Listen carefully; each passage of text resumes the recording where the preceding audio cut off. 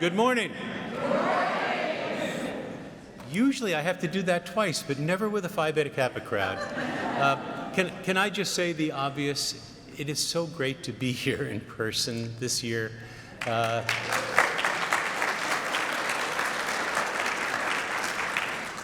So welcome to the 47th Triennial Council convening of Phi Beta Kappa. The first was in 1883, and every 3 years since we have gathered, every now and then remotely, but we're back to being in person, and that is a great, great thing. This is a special triennial because we are on the cusp of our semi-quincentennial, our 250th Ours and the Nation's. In 2026, as both we and the nation were founded in 1776, and as we like to say, that's no mere coincidence. The inextricable connection between the liberal arts and sciences and the essential elements of democracy, of a self-governing people, are at the core of our mission. They always have been. They will be through this period we are celebrating into 2026. And so we launch the triennial today precisely on the theme of how democracies thrive. This is a topic that is very much of the moment. As I was saying to one of our speakers, if there's any advantage to the time in which we're living, I don't have to explain to anybody why themes of democracy and the liberal arts are relevant. I think that is clear, I think that is patent, and we are so grateful for our panelists today. It is my great pleasure to turn the proceedings over to my colleague, Ann Trio Wise, the Senior Director of the National Arts and Sciences Initiative. Ann?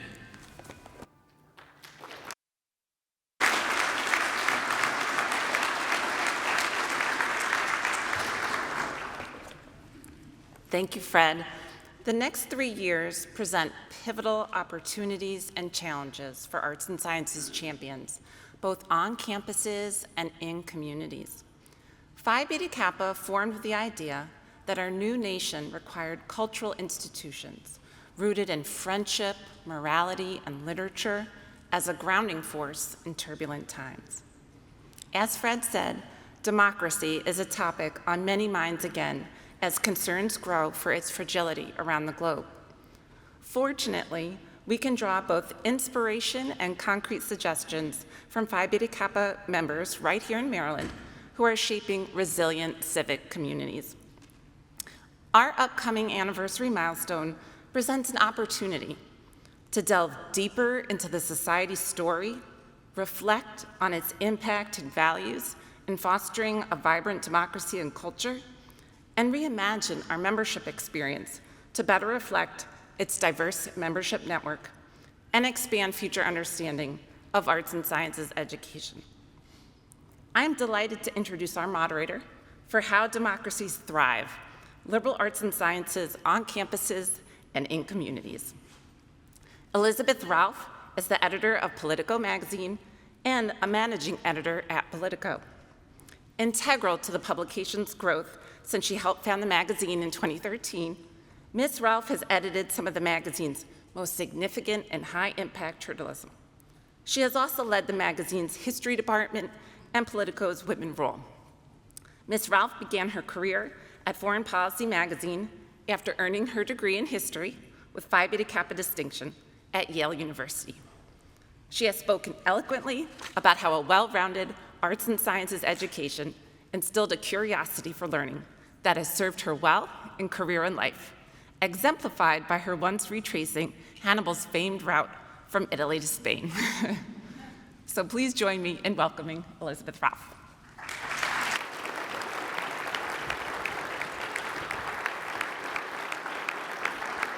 Thank you.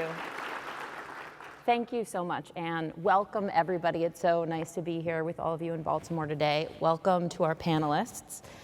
The Phi Beta Kappa's 250th anniversary presents a pivotal moment for reflection and renewal as an American institution deeply rooted in the fabric of higher education and democracy. Today, I want to understand from this panel what are the best strategies for connecting the ideals of arts and sciences education with the concerns of students, parents, policymakers, employers, and other stakeholders? How can Phi Beta Kappa help raise the profile of higher education as a public good?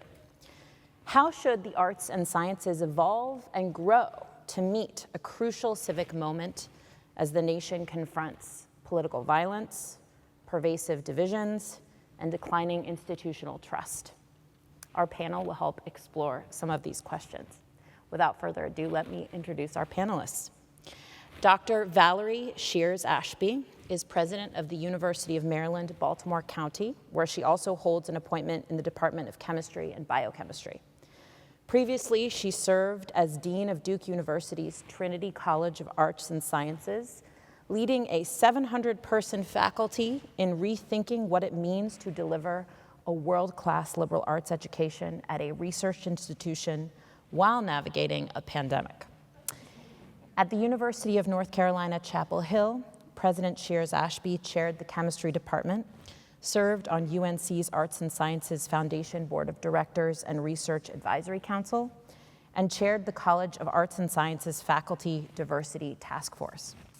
She earned her BA and PhD in chemistry from the University of North Carolina, Chapel Hill, with a research focus on polymer chemistry.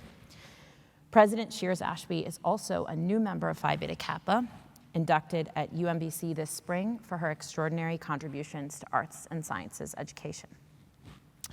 Next, we have Dr. Shanesha Sauls. She is president of the Baltimore Community Foundation, one of the region's largest and farthest reaching philanthropic organizations with more than $250 million in assets. It works across public, private, and nonprofit sectors to provide leadership on critical civic issues. Previously, she served as CEO of the Foundation for the Baltimore Leadership School for Young Women.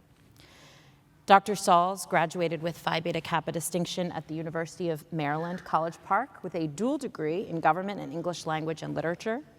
She then earned her doctorate in political science at Duke University. As a dedicated educator, she has taught political theory at American University, consulted on strategic directions for colleges and universities, and taught English in Baltimore area high schools. Next on the panel is Dr. Andrew Perrin, SNF Agora Institute professor and chair of the sociology department at Johns Hopkins University. Writing on the intersections of culture and democracy, his current research focuses on a multidisciplinary examination of how higher education contributes to improving public deliberation on and off campus. Previously, he helped lead general education curricular reform at the University of North Carolina, Chapel Hill, where he also directed the Institute for the Arts and Humanities. He is the author of 5 books, including American Democracy, From Tocqueville to Town Halls to Twitter. I think we say X now. Dr. Perrin graduated with Phi Beta Kappa distinction from Swarthmore College, majoring in sociology and anthropology. He earned his PhD in sociology from the University of California, Berkeley. Completing our panel is Dr. Nancy Shapiro. She is senior advisor to the Civic Learning and Democracy Engagement Coalition. Previously, she was the associate vice chancellor for the University System of Maryland, where she directed P20 partnership efforts, served as the principal investigator on National Science Foundation grants to build sustainable partnerships between universities and public schools, and oversaw the USM Board of Regents, Civic Education, and Civic Engagement Initiative. At the University of Maryland, College Park, she directed the first-year writing program and founded the College Park Scholars, a nationally acclaimed living learning interdisciplinary honors program on which she has authored 2 books. Dr. Shapiro graduated with Phi Beta Kappa distinction at Brandeis University with a degree in history, received her master's degree in teaching from University of Delaware, and earned her doctorate in curriculum and instruction at the University of Maryland, College Park. Welcome to our panelists.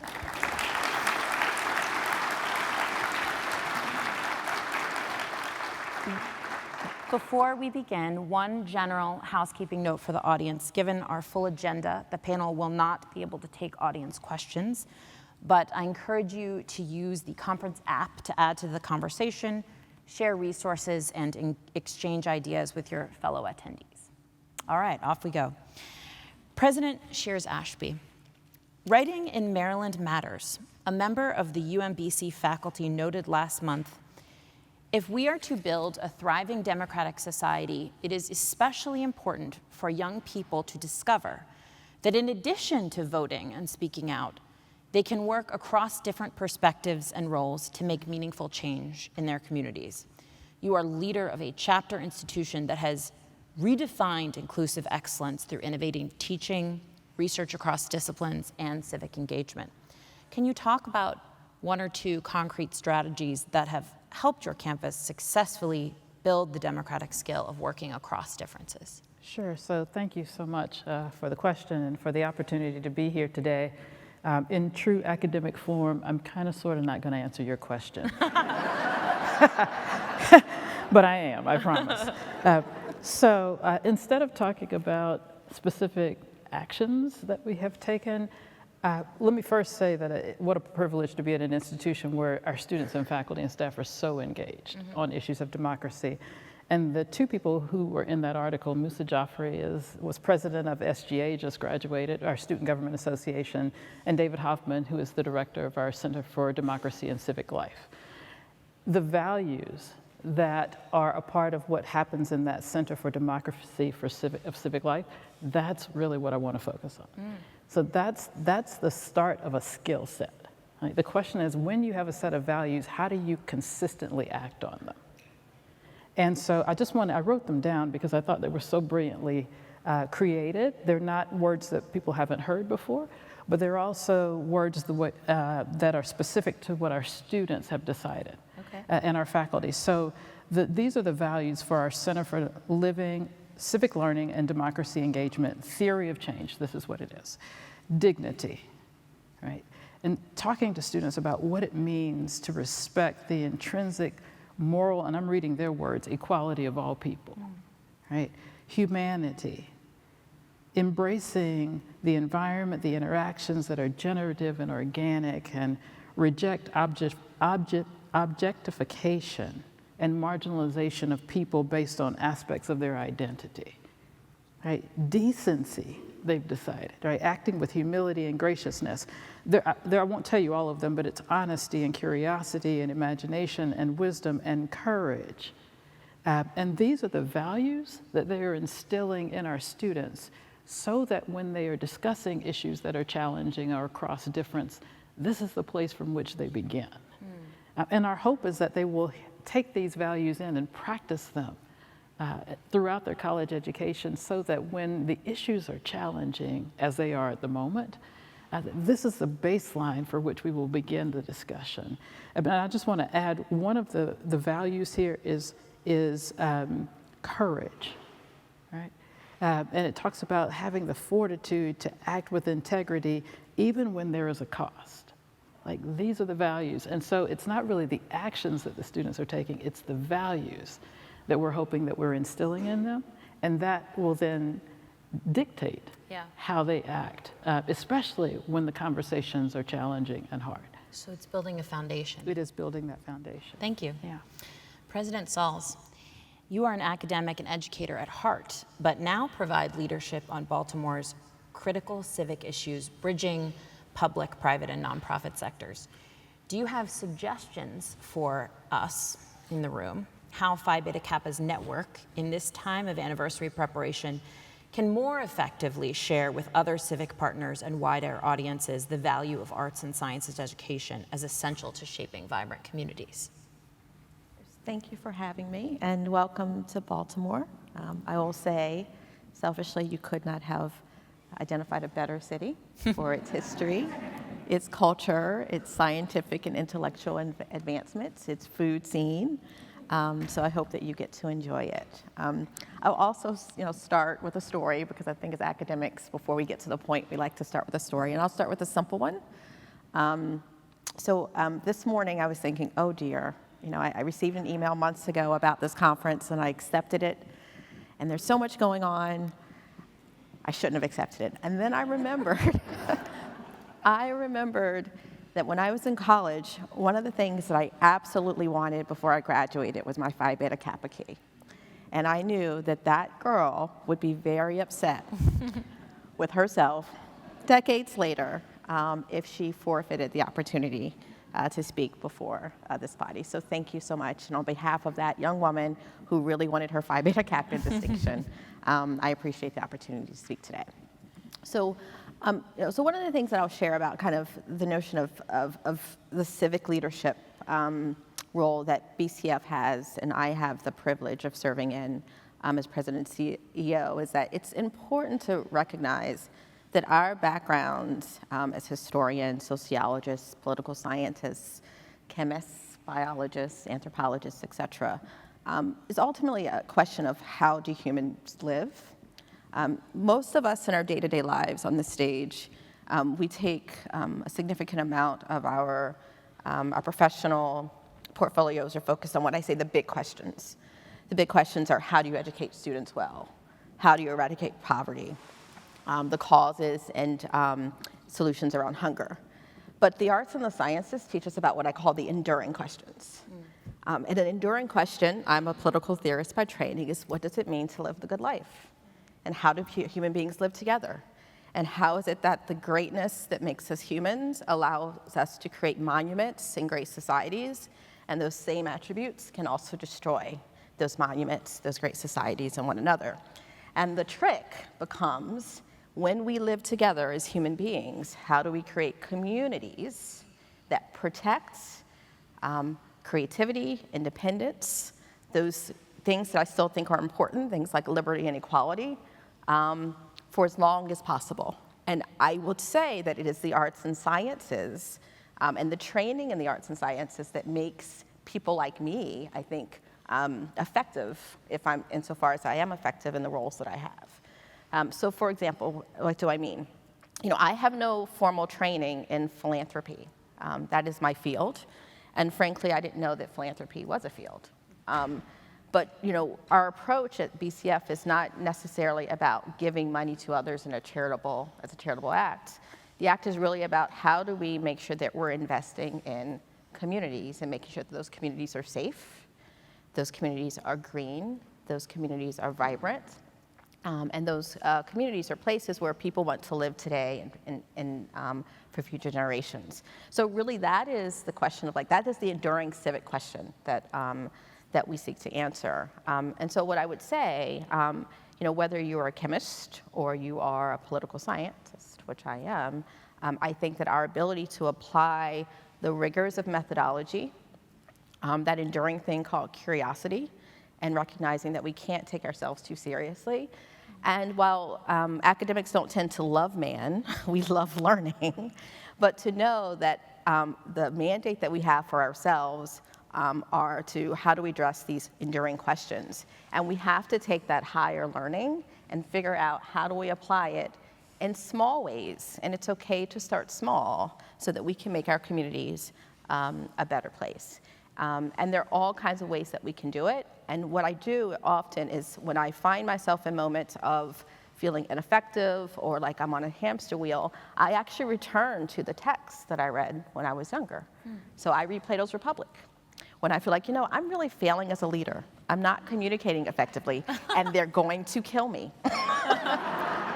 Let's not forget the lessons of Socrates.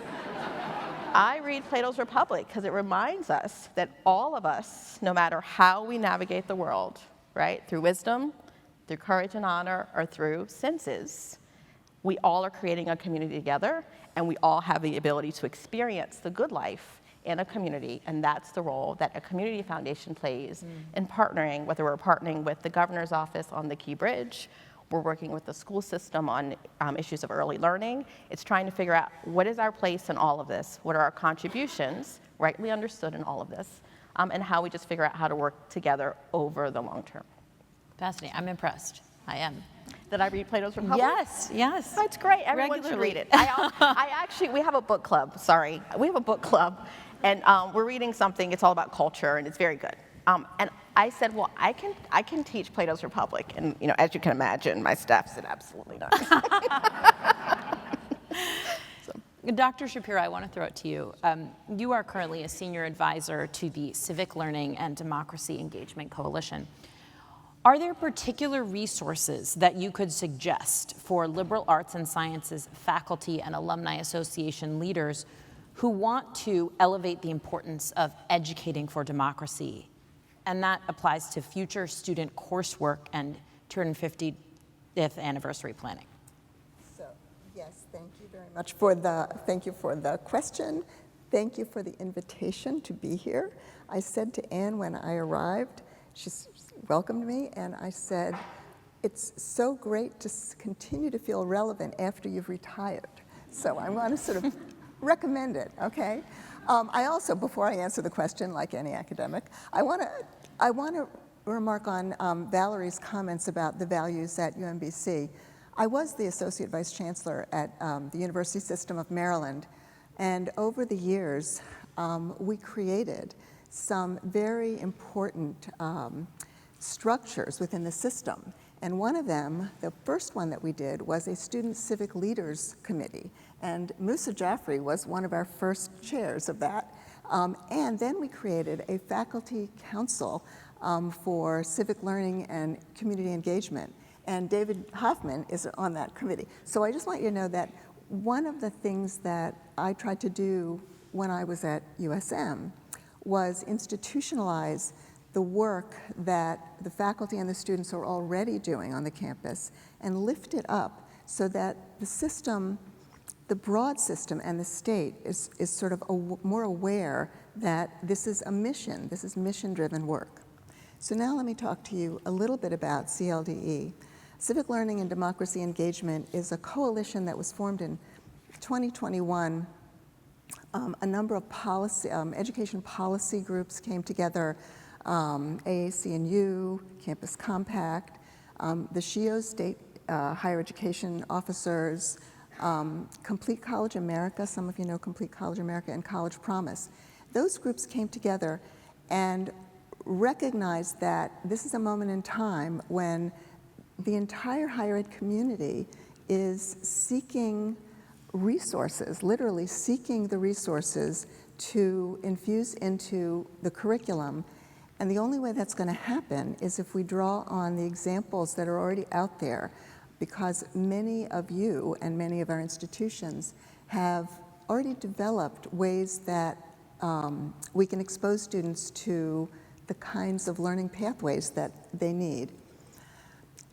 It's an interesting question about resources, and I let Ann and the folks here know that I'm leaving some materials for you online, because there's a CLDE has a framework, a learning framework, that really raises sort of critical issues that can be diffused across the curriculum, throughout the curriculum. One of the big questions that people ask is, well, if we teach a course in political theory or American democracy, is that good enough? Well, what do you think? Is one course going to transform the sort of the thinking of our students or build the capacities of our students to engage with the questions of the time and also develop the values that Valerie described or the big pictures that Shanesha described? No, we actually need to thread that through the entire curriculum. What CLDE is doing, among other things, is we're working with multiple states. We have right now 14 states that we call a multi-state collaborative, and we're reaching out to other states where at the policy level we're asking academic leaders to commit to civic learning outcomes broadly across majors, and not just general education, but throughout majors. And to the extent that some institutions, some states are building it into gen ed requirements as state policy, or boards of regents are coming up with not just expectations for institutions to integrate civic learning outcomes across disciplines and in courses, but also providing the resources to do that. Because you can't actually ask faculty to change their curriculum without giving them something, some time to do it, or communities to work with to do it within.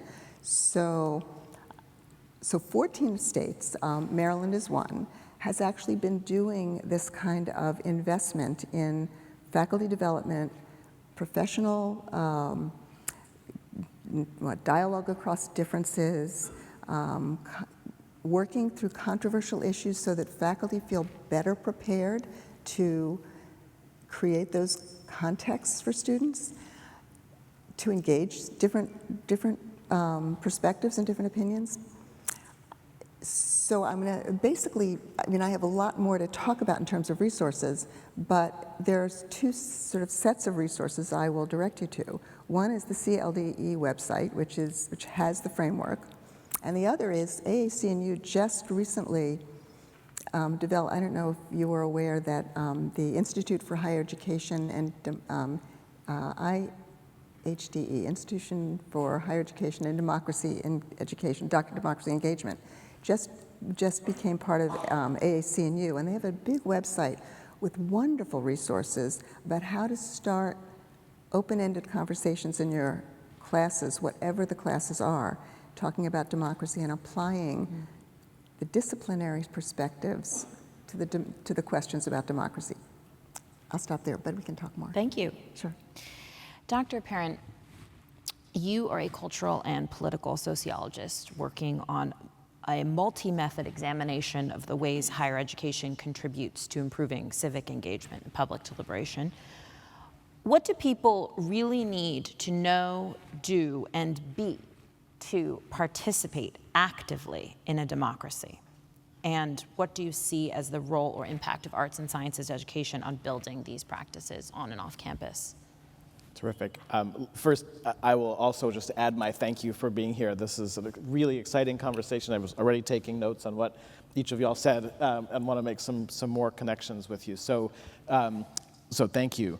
And the first thing I want to say to that question, I will try to answer the question. The first thing I want to say to that question is we need to acknowledge a certain anti-democraticness even to the question, right? That the idea that one needs special training in order to be a good citizen is, in the most basic sense, a sort of anti-democratic position. That is, we need to be recognized that democracy requires that citizens not have to contort themselves in order to be included.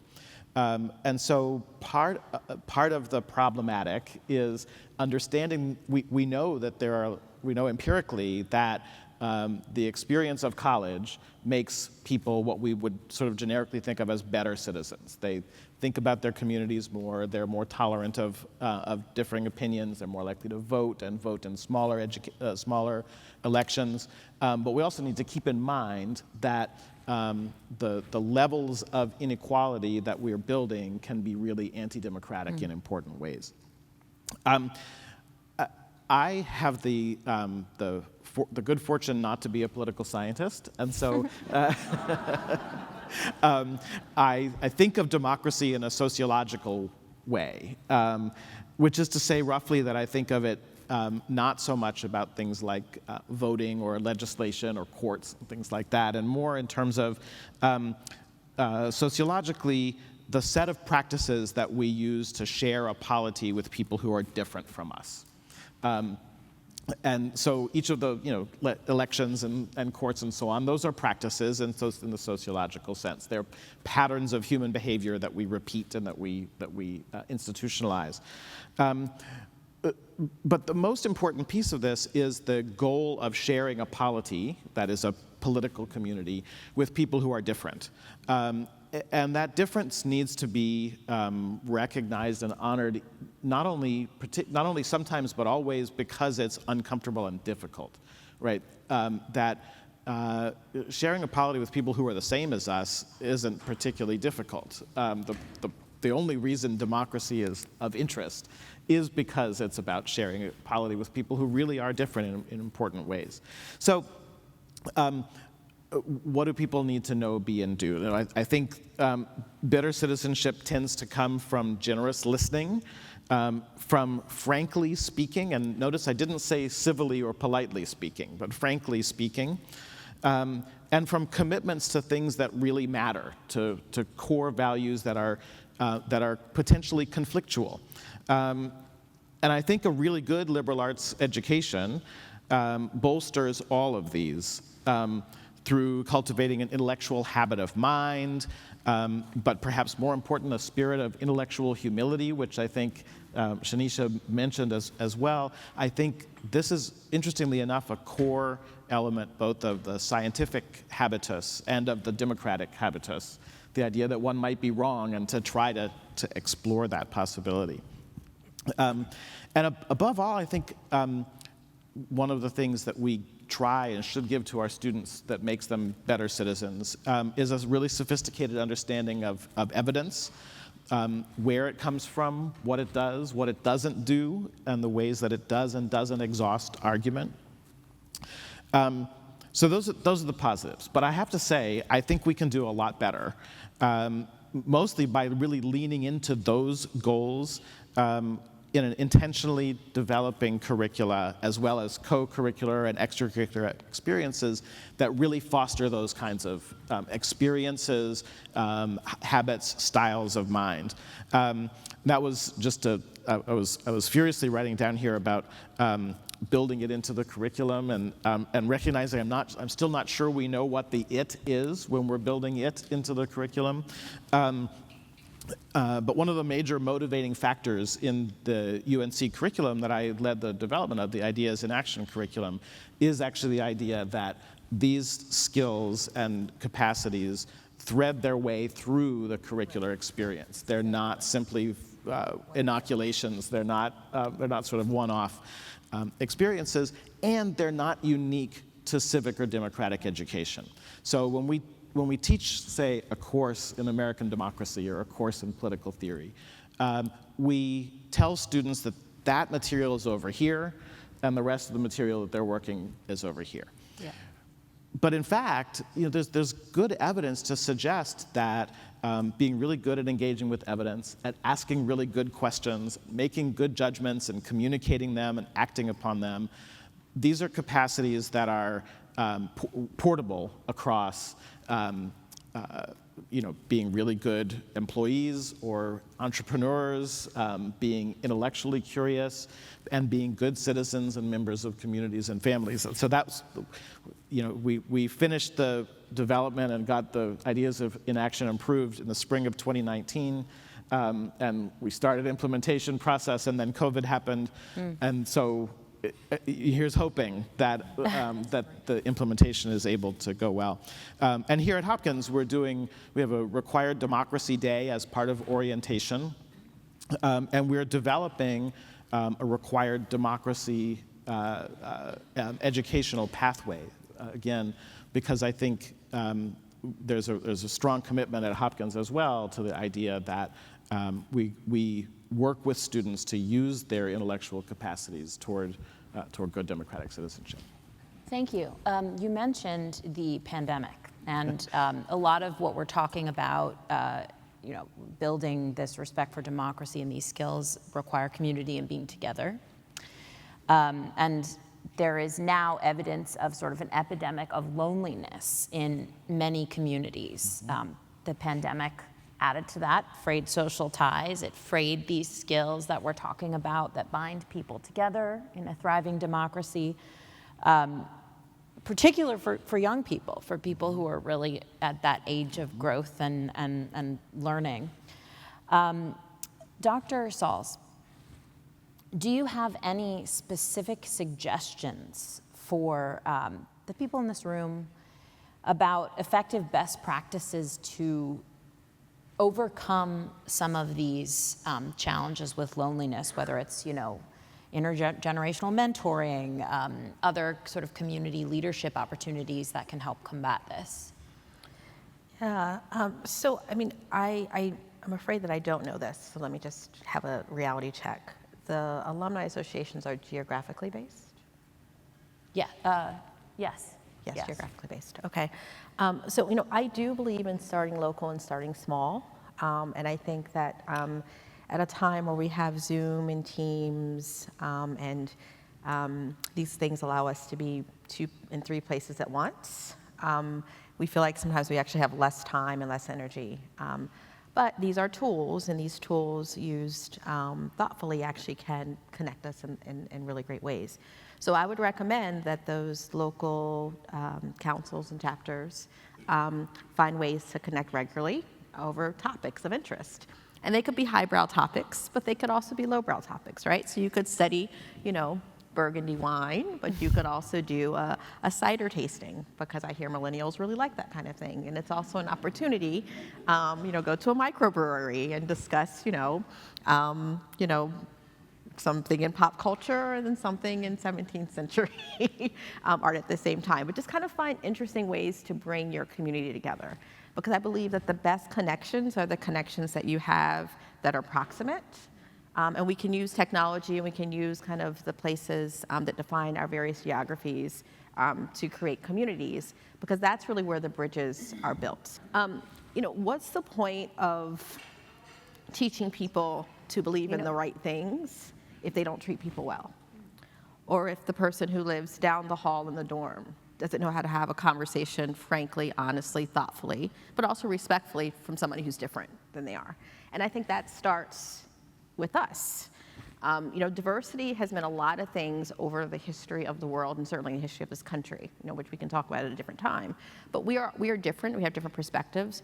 We come together in ways that are shared, in this case our geography and our commitment to Phi Beta Kappa, but also just find interesting ways for us to engage in our communities. So whether it's the cider tasting, Burgundy wine, going to the symphony, going to a concert, doing Shakespeare in the Park, whatever it is. Obviously you see where my tastes are, but that's why we need diversity of thought, so that people can think of other interesting things. But just kind of figure out small ways to connect.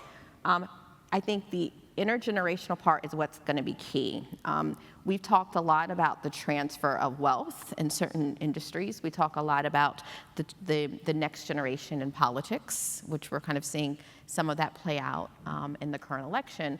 But I think in institutions like this one, I think a real commitment to making sure there's a transfer of the shared values and the principles and the civic pride of what it means to belong to the society will be incredibly important, and that can happen in every single chapter. Yeah. But you have to figure out how to do it in a way that is authentic and honors the integrity of the place. Again, it's nice to be way up here, but what's the good of way up here if you and I can't have a conversation? Yeah. And I think that starts within our chapters. Thank you. Speaking of pandemic impact, Dr. Shapiro, as our chapter officers prepare to welcome the class of 2028 to campuses this fall, can you share a little bit with us about some of the arts and sciences learning gaps that professors might grapple with based off of your experiences? And are there any innovations from the University of Maryland system to address these gaps that you can share, especially in relation to civic education? So yeah, these learning gaps are real. I'm sure that all of you have experienced some of them already in your classes, students who are coming to you who are less comfortable with class discussion because they spent 2 years online, just working on a screen. I'd like to actually divide the learning gaps into a couple of different categories. There are the academic learning gaps that we know about. They don't, and especially in mathematics, I don't know how many of you teach mathematics or have colleagues who are complaining about students who have gaps in their mathematics capacity, knowledge, ability. So I'd like to give you an example, sort of to the point that Andy was making also about integrating through the curriculum these notions of civic responsibility. We had one of our universities, Frostburg State, was in a project that I was working on. And this was not a Phi Beta Kappa project. This was a mathematics reform initiative. And what we asked them to do, asked the campuses to do, was find a way to link their math assignments to a civic problem or a civic issue. Because the students who are coming to them from the K-12 schools are disempowered in a lot of ways, and this is across all universities. There's that sense of loneliness, there's that sense of not belonging, and you want to build that community. So one of the things that the Frostburg math faculty member did, and this is just an example, is he had the student, he was a statistics class, and he had the students, he took them on a mini field trip onto the campus to look at the food bank on campus. And they did an analysis, a statistical analysis of what was in the food bank compared to what the National Nutrition Guidelines were. And had the students do that analysis, and then so there's a revelation about that. First of all, it's their community. There are kids who are food insecure. Secondly, they're using their mathematics for some reason, and then they have some evidence. And then they worked with the English professors, and they had them write letters around food insecurity to the local government. It was local that they were talking about on the campus. And I'm using that as an example to, when you think about what the gaps are that students are coming with, they're coming with academic gaps, but they're also coming with those social belonging gaps. And I think that the other thing that we don't take advantage of when we have students on our campuses is the important co-curricular expertise that our student affairs officers and residence life people have to bring students to what's important to them. And I would strongly urge that the Phi Beta Kappa leaders on the campus acknowledge the expertise of the student affairs professionals who can make the students' learning relevant to what the students care about. So those are sort of the kinds of things that we need to be thinking a little differently about when we encounter this generation of young people who are coming to us. Thank you. There's a theme to reach young people, meet them where they are. Jump in on that really quickly? Yes, please. Just to quickly play the gadfly, perhaps. But yes, reach them where they are. But also, one of the important things about the liberal arts and sciences, about a good curriculum, is that students don't necessarily know where they are or what they need. And in my own experience as a student and as an educator, is that indeed they may not know where they are, and they certainly don't know where they need to go. Yeah. And so I of course think it's brilliantly important to help students understand the relevance of what they're learning. But we need to also teach them what the right questions are to be asking, what the new directions they might explore are. And I particularly think in what Jeff Selingo has called highly rejective universities, like some of the ones that we've worked in. Students come with this sense that they must be on a particular path, and that deviation from that path is a source of guilt or of failure. And so I think in part we need to meet with them where they are, but in part we need to show them where they need to go. Yeah. Well, that leads me to the next question here. You are part of the Johns Hopkins SNF Agra faculty and fellows, coming from a range of disciplines to understand democratic decline and resilience.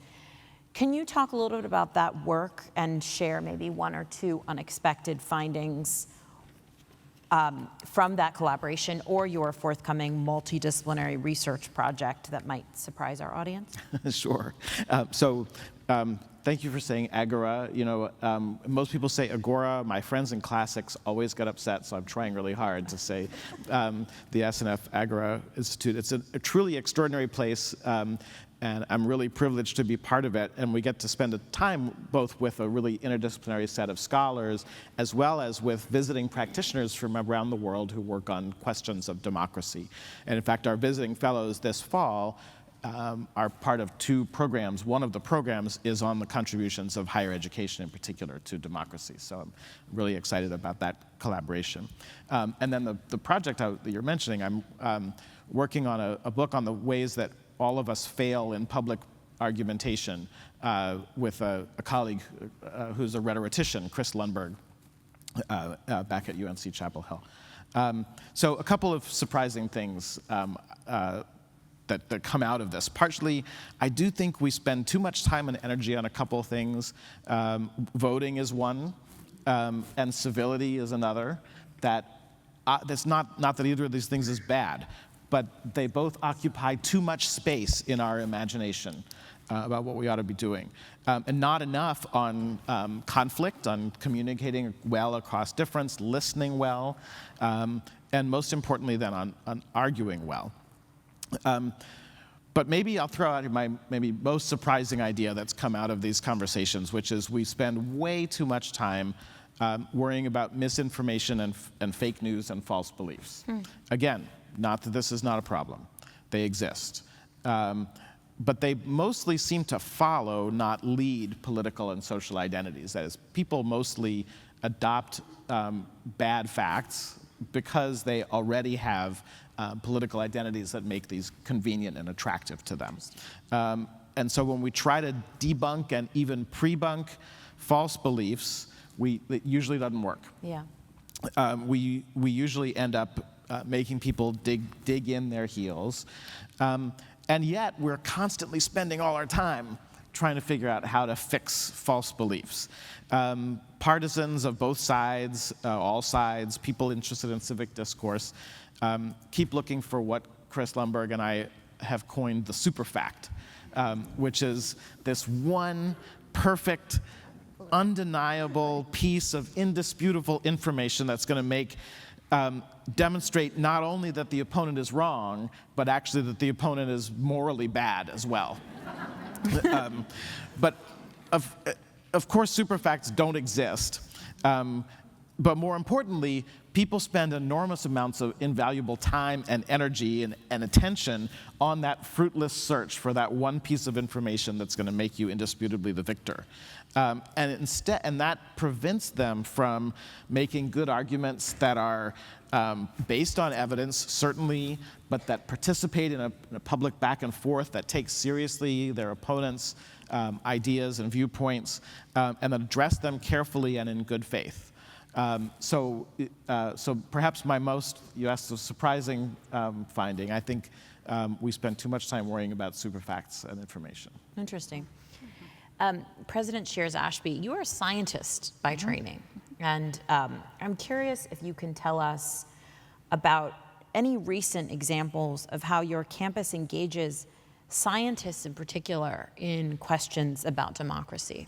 Sure. So the question is curious to me, because we engage all of our students across questions of democracy. It is the nature of a liberal arts and sciences education. So it's not as if our scientists only study science, right? And our humanists, that's not what we do. We've talked about it. It infuses every aspect of curricular and co-curricular activity. And just for me, as a scientist, I intentionally have attended and led universities that are serious about the breadth of a liberal arts and sciences education. So when you look in our Center for Democracy for Civic Life, or you look at much of our civic engagement and you say, who's the president, who's the leader? They're scientists, they're social scientists, they're humanists. It's across all disciplines. What's important to me as a scientist is to use all of the liberal arts and sciences to really address questions of democracy and other larger questions. And one of the questions as a scientist that we are having to address is not unrelated to what I just heard, and it's the question of trust. Yeah. I would say it's a question of truth, but then again, I'd be looking for the super fact, right? And since there isn't a super fact, I have to go with trust, because people can feel trust. Truth immediately separates people because everybody believes that they have the truth. So for us, it's a question of trust. So there's trust in higher education. It's up for debate. Yeah. It's trust in democracy. It's up for debate. And it's trust in science that is up for debate. And so for us as scientists, it's really important for us to understand not just how to, create the new molecule or the new drug, COVID, for example. It's not good enough. The question is, do I understand the history of the people who I want to actually utilize this? Do I understand their lack of trust? Because when they look at the people who have who've asked the questions, who've decided even what the questions should be, none of those people look like them. Yeah. So it's hard to trust when you're looking at the creators of the knowledge that's being handed to you and you're thinking, you've never been in my community, you have no idea what my life is like. You have no idea that I've been studied before. Yeah. And so these are, the trust question is a liberal arts and sciences question, and scientists especially need to understand that, and it is directly related to democracy. It's related to who's at the table, who sees themselves as being at the table. Did I decide this idea of, I get to decide, or somebody's deciding who's out and who's in, and what you have to do to be in, and like those are questions that shape people's trust. Mm-hmm. And so for me, when I think about my scientists, it is the breadth of liberal arts and sciences education, because you have to understand even how to communicate so that you can endear that trust. But I would go back to a fundamental principle. If the questions are not being asked by a diverse group of people from diverse communities, then you're not even asking the right questions. Yeah. And the people to whom you're trying to present your results already know they weren't included because the question isn't even correct. Mm-hmm. Thank you. We have time for one more question, so we're going to do a little lightning round. I'm curious if you all sort of look into the future, peer into the future a little bit, and think about what we have changing in society today. And, the pandemic, loneliness, maybe, AI, misinformation, DEI. How do you think the arts and sciences might expand and grow to help shape democracy as we peer into the future? What might change? What might we see in the future that we don't necessarily see today? I'll start over in the far corner. Okay. So when I think about the future, I personally think about paying it forward. I think everybody in this room can reflect like I do, that we've been extraordinarily fortunate, that we ourselves have been extraordinarily fortunate, that we are here today because of the backgrounds we have, the education we have, and we're looking at a generation of young people who have a completely different reality from us. They're not the same. And the first thing we need to understand in our arts and sciences thinking is that we draw on the history, we draw on our experience, and I can't remember who said it, it might have been Shania who said, we have to listen. We have to attend to what the reality is for the young people. We're not going to reinvent ourselves. It's not going to happen. We don't want it to happen. I think that our responsibility is to broaden our thinking about what the world is. Carol Gary Schneider, who's one of my mentors, said that we're teaching students to address the unscripted problems. We need them to be able to answer the questions that we can't pose. And I would just end by saying, I love the John Dewey quote, that democracy is born anew in every generation, and education is its midwife. So we're the midwives of the next generation, and I think that's our responsibility. Thank you. Wow.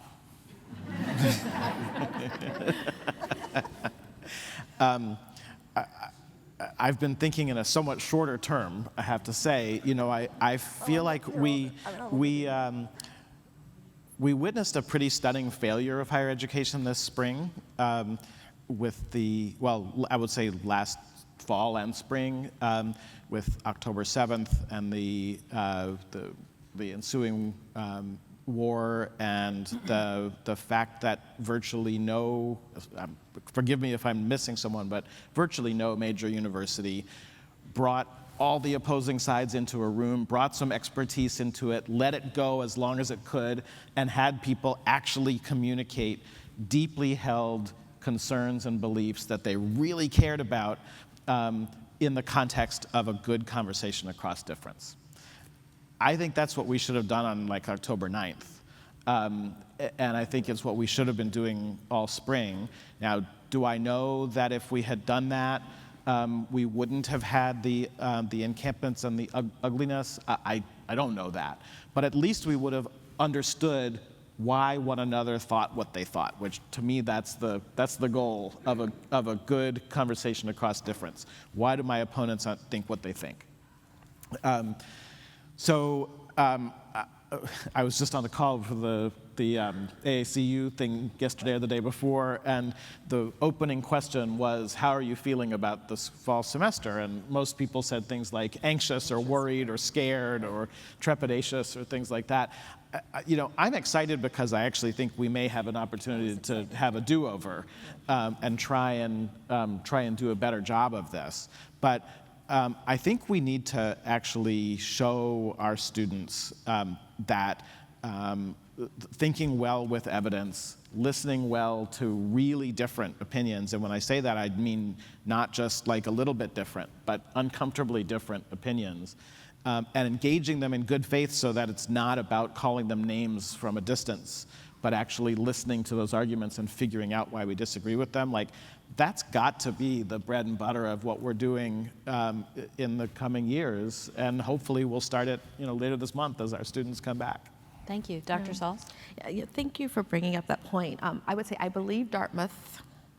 I believe Dartmouth. Someone should check my facts, but that they had done a very good job of through both coursework and kind of broader public discourse. But I would say the exception proves the point.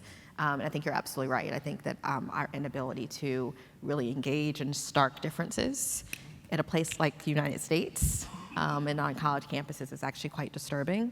And our intolerance for people who don't think like us and see the world the way we do, it's actually, I think, probably scary. Like, I'm not scared of someone who disagrees with me. I'm more afraid of dogma and the utopia and the dystopias that will be created as a result. So what I will say, what gives me hope about the arts and sciences is that I think, and I'm going to say something that will be very controversial, no matter what happens in the election, if we think that democracy is dead, we've all failed. Because it's not true. It's not true, because the way that our democratic ethos works in the United States is that no matter what happens, there's still an opportunity to make the changes that we want to make as a community. So if we declare, and I have strong feelings, we declare that democracy is dead based on who wins, we failed. So I would say that is not true, and that we're to be responsible, critical, humble thinkers who are enabling good questions. We have to resist that thought. So sorry for the long answer. Thank you. Yeah. President Shears Ashby, I'll leave you with the last word. So I have learned in this role humility. I thought I had it before. Oh no. And the humility that I have is when you're responsible, in my case, for 14,000 young people, and their relatives, and I mean close relatives, are being slaughtered on both sides, and you think that the day after they're going to be able to sit in a room and talk to each other. It's a beautiful idea. Now, I think our job is to never quit. I want to be relentless on the value, and I want to be relentless on the intention, and we will get there. But when you are holding that responsibility, my first response was care. And is it the best thing I can do for these students at this moment to put them in the room together? Or do I just need to care for the fact that you lost your sister? And so I agree. And the timing is important. And I remember when I was a faculty member, and I would say, why isn't the president calling these people together and da-da-da-da-da? Oh, this is like when you have children. Yeah. And you are now the parent, and you just want to go back and apologize, right? Yeah. The thing that I have learned, and I'm coming to answer your question, but I love these answers. all right, all true. And I think we as a university and as universities have to be relentless about our values. And you also have to recognize they're in a human context every single day. Yeah. And so the question is, when do you do the right thing? You're going to do it, but when is the value? Because that's how you also lose trust. If I go into students who are in deep pain and I say, let's talk about the principles of whatever, wrong time. What we've done, we did an initiative, I'm just piggybacking off here, called Breaking Bread. When our students were ready, we brought together students from across various religious leaders and various other groups, and we put them in a room and we had meals together. But it took us months to get to that place. And then they could actually have the conversation, and it was still hard. But that was the right thing, so I think that we have to just be relentless about the arts and sciences values. You asked a question that was different, but this was such a lovely conversation. I will just put one plug in for ways that we have to grow, and that is with who is at the table. Look at our faculty across this country. They are not representative of our citizenry. I am at a public institution in the state of Maryland, and my faculty does not look like the state of Maryland. Yeah. That is problematic. Thank you. Thank you to our fabulous panelists. Give them all a round of applause.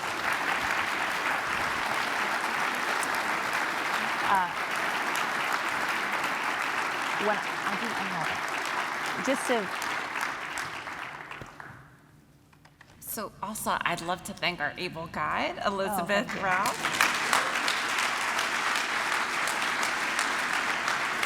And on behalf of the Society, our esteemed panelists, Valerie Shears Ashby, Shanesha Sauls, Andrew Perrin, and Nancy Shapiro, for taking the time to share their expertise and perspectives with Phi Beta Kappa for our associations and chapters.